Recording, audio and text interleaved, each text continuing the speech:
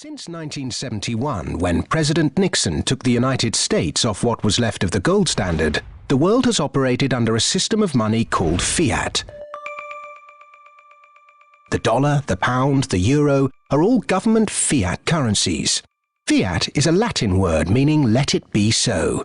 It is the law that this government currency be money. Indeed, without that legal enforcement, and the fact that we must pay taxes in this money, that dollar bill or that computer digit that represents a dollar would be pretty much meaningless. Only the government has the power to issue fiat money, but banks can create it through lending.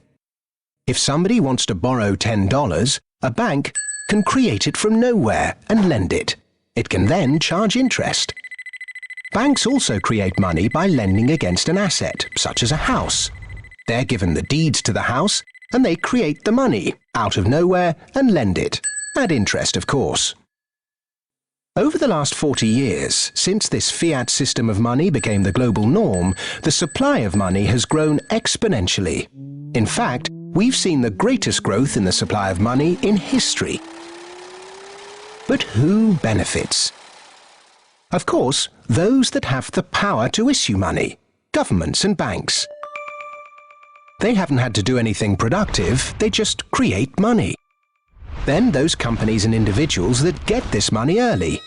They can spend it before the prices of the things they want to buy have risen to reflect the new money in circulation.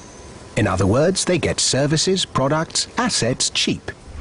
But prices soon rise, so holders of assets such as shares or houses will then see gains without there necessarily being any improvements to the company or house in question.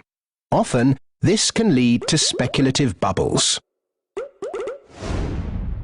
Who gets this money early?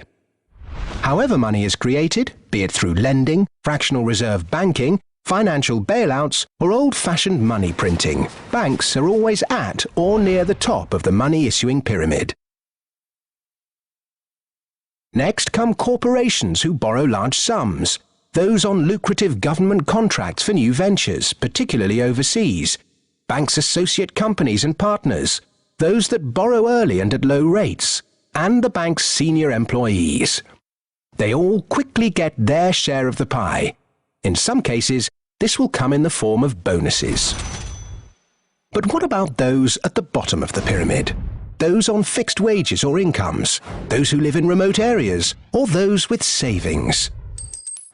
By the time this newly created money has filtered down to them, the prices of the things they want to buy have increased.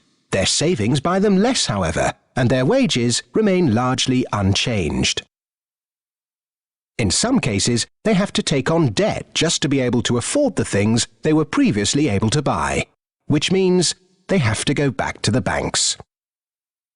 In reality, this process of creating money only redistributes wealth from the bottom to the top of the pyramid, and thus that ever-increasing gulf between rich and poor gets bigger and bigger and bigger.